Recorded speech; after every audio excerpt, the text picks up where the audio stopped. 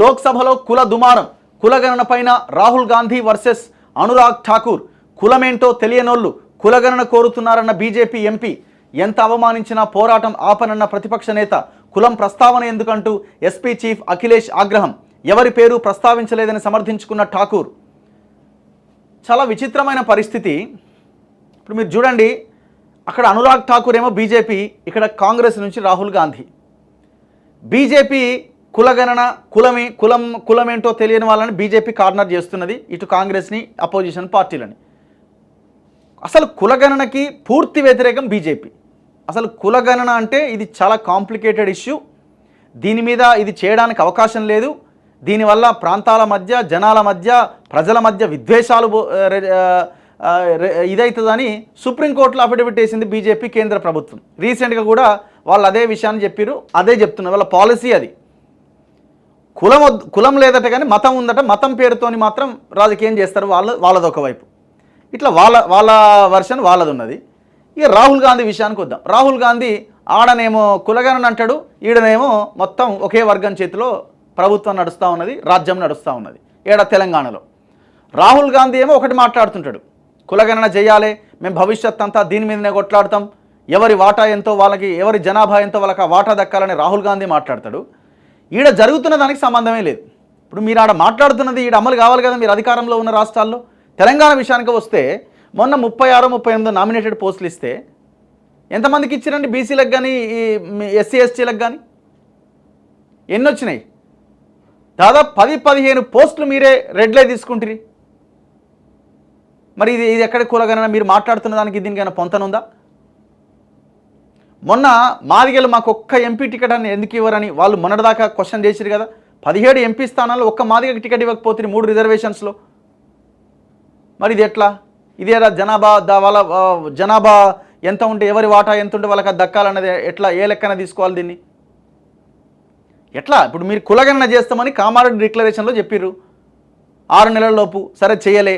24,000 మంది లీడర్లను తయారు చేస్తాం బీసీలో అని చెప్పిర్రు. మేము చెయ్యమది. 23% కేసీఆర్ తగ్గించిండు, అంతకుమించి మేము 1% కూడా రిజర్వేషన్ పెంచే అవకాశం లేదన్నట్టు మీ వ్యవహారం కనిపిస్తూ ఉన్నది. Very clear. రాహుల్ గాంధీనే వాడ జనాభా పద్ధతిలో, జనాభా దామాషా పద్ధతిలో మీరు కేటాయించాలంటాడు. వీడికి వచ్చేసరికేమో మొత్తం ఒక వర్గం చేతిలోనే రాజ్యం ఉంటుంది. ఆడనేమో మీరు కులగణన అంటారు, ఈడనేమో మీరు ఈడ ముఖ్యమంత్రి ఏమో కేజీఎఫ్ పేరుతో కమ్మలు నిర్వహించిన సభలో హాజరై కమ్మతనం అమ్మతనం అని అంటాడు.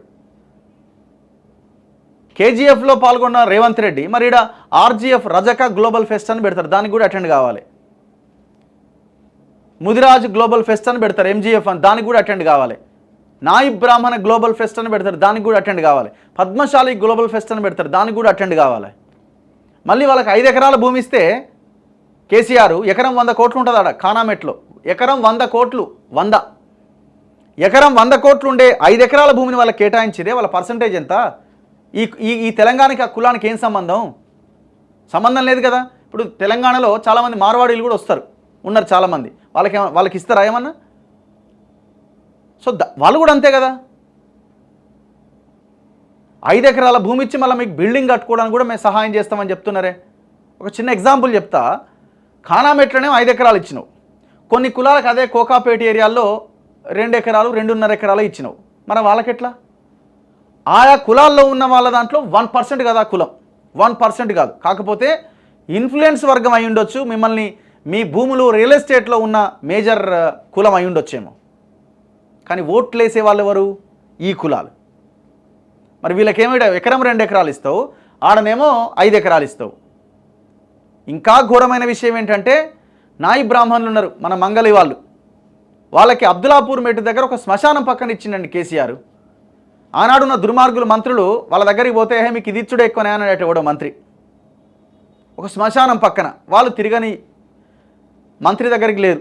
మరి వాళ్ళకేమో 2 ఎకరాలు శ్మశానం పక్కన ఎందుకు? వాళ్ళు కదా అసలైన తెలంగాణ వాళ్ళు.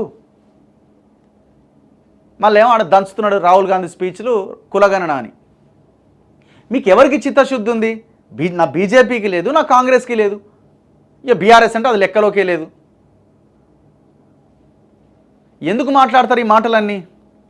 ఎందుకు మాట్లాడతారు ఈ మాటలన్నీ? మీరు ఒకవైపున చిత్తశుద్ధితో ఆ దిశగా అడుగులేస్తూ కులగణన గురించి మాట్లాడండి.